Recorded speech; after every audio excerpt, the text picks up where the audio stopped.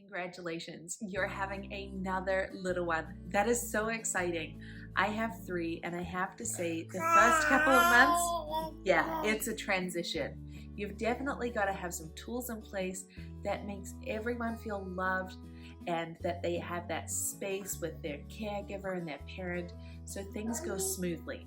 So let's go through some things that you can do to make sure that the transition between 1 to 2 or 2 to 3 or 3 to 4 kids goes smoothly, because I know this can be a stressful time. Trust me, I've just gone through it. The first thing is that you want to make sure that your older child's sleep is in like top-notch condition before baby comes.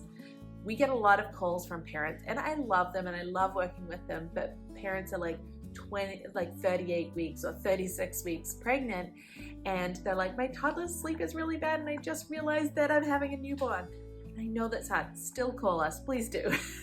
However, if we have the opportunity to get sleep sorted when mom is 20 weeks pregnant and we still have a solid 2.5 months for your toddler to get those routines in place and then for them to become gospel truth, it makes it so much easier, because then not everything in their world is changing, right? Imagine if you had gone to sleep one way every night. So you had like a certain bed that you absolutely loved and you went to sleep doing X, Y, and Z. And then suddenly that person or that thing just goes and they come back with an extra person. That is really hard on them for change. So focus in on that bedtime, ensuring that they feel completely confident in how they're falling asleep without needing someone to, rock them to sleep or have a bottle. Let's make sure that they feel really safe, because that's the most vulnerable part of their day. And when the whole family structure is changing, we want to make sure that that vulnerable part of the day stays the same. Then what we want to do is, the second thing is set everything up for your baby in advance. So if you have siblings moving rooms or you are adding in a crib, let's have them a part of that process, but do it ahead of time, 4, 6, 8 weeks ahead of time.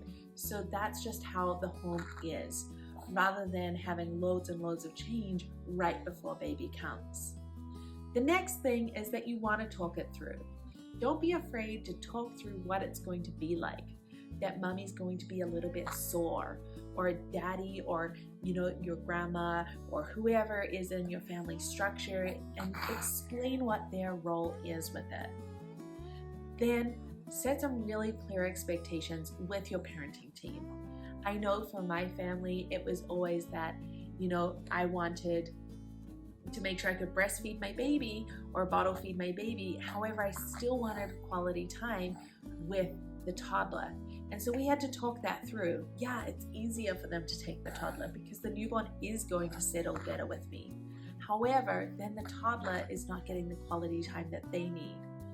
So we started staggering bedtimes.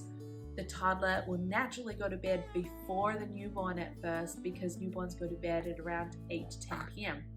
However, if you can make sure that you are allowing your partner opportunities with the newborn to settle them, give them opportunities to build trust and understand how your newborn responds to different soothing methods, then as you leave your child to do that, then you can go and have that quality time with your toddler. The next thing you want to do is to set up activities and expectations around feeding, around those times that you're not able to help your toddler when you usually would. So having some books set up in a basket, a special bottle time basket or breastfeeding basket, where they have those things that they're able to participate in and you're able to focus. Of course, this is never going to go perfectly to plan, right? This is going to be a little bit of an adjustment, trust me. However, if you can kind of set up that expectation, and it might mean that you have to stop a feed, go and help your toddler. However, if we can practice those waiting skills before baby comes and have your toddler just even waiting 30 seconds, 1 minute, then they're going to build up that resiliency to be able to find solutions themselves. And that's also a lifelong skill. This will help them with their sleep. It will help them with the adjustment. Now you're thinking, what am I going to do when they both want to nap at once? First of all, the child who is napping least gets priority naps. So for example, my baby here is 6 months and she is on 2.5, 3 naps a day. Our 2-year-old who still has 1 nap a day, we're going to prioritize being at home for that nap because I have other naps in the day to be able to adjust timing and to extend those other naps for her to have a nap on the go. Then, once that older child is not napping, I'm prioritizing her first nap of the day. And you can kind of set up a routine and a structure. So for us, when she goes down for a nap, I'm gonna do a speed clean, just like a 10-minute speed clean around the house and then head into that quality time.